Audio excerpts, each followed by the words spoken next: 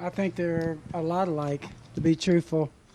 I think they've always got things going. I think they won race cars every night. I think that's very similar for both of them. Joe Gibbs just revealed the most shocking truth about managing Tony Stewart and Kyle Busch, and what he said about his NASCAR empire will shock you. When Kevin Harvick asked the question that everyone wanted answered, which driver was harder to deal with between Tony Stewart and Kyle Busch, Gibbs knew exactly what was coming.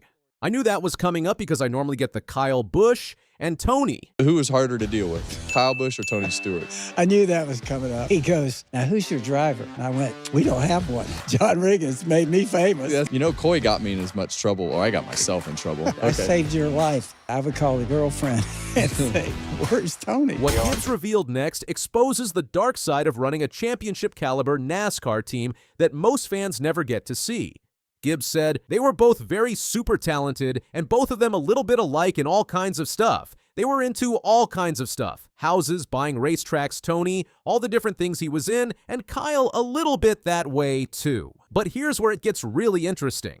Gibbs admitted that managing Tony Stewart and Kyle Busch was harder than coaching in the NFL.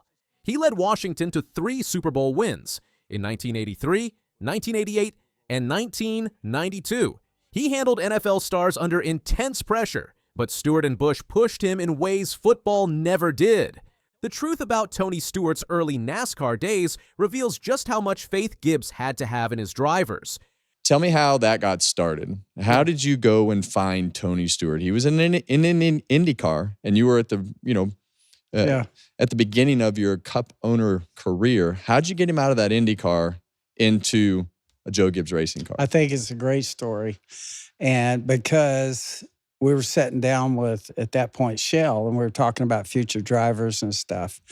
And so we had kind of all seen Tony.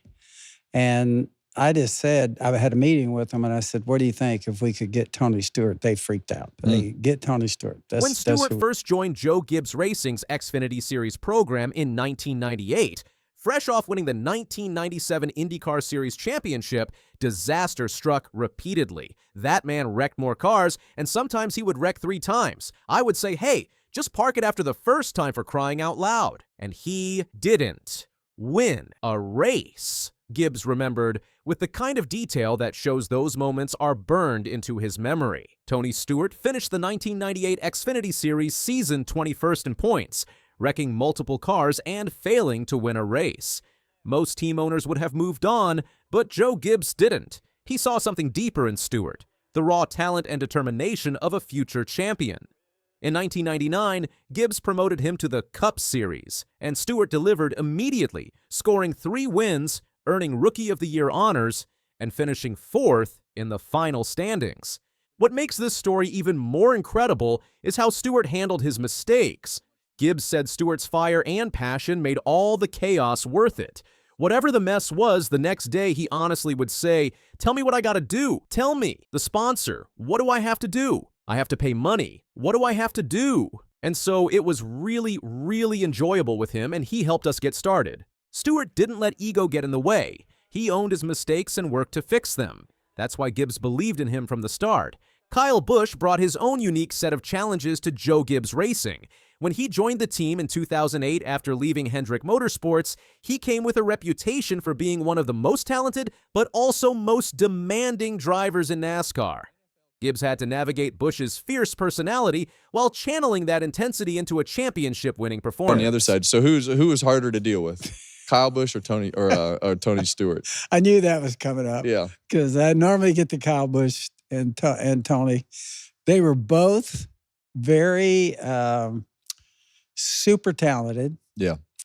And both of them a little bit alike, and they were all kinds of stuff. Yep. They were kind of into all kinds of stuff. Showing that the results ultimately justified all the headaches. The numbers speak for themselves. Tony Stewart won 33 races and captured 2 NASCAR Cup Series championships with Joe Gibbs Racing in 2002 and 2005 before leaving the team in 2008. Kyle Busch, who joined JGR in 2008, went on to win 56 Cup Series races and claimed 2 championships in 2015 and 2019, making him the most successful driver in the team's history at that time. Both drivers were more than just talented, they were championship-level competitors who pushed JGR to perform at its absolute best. But Gibbs also revealed something that fans rarely get to see about these intense competitors. Both of them. Like if you get Kyle, he's got a great sense of humor. You get him in a social setting and stuff, you'll laugh a lot. Behind the intense racer was a more relaxed, funny side. But wait, there is more. What's truly remarkable about Joe Gibbs' journey from NFL coaching legend to NASCAR team owner is how he built his racing empire from literally nothing.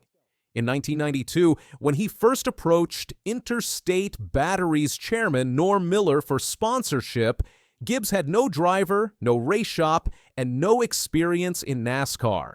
We showed up on Norm Miller's doorstep, Interstate Batteries. I still remember the meeting, and he goes on, "Now, who's your driver?" I went, "We don't have one." He goes on, "Now, where's your race shop?"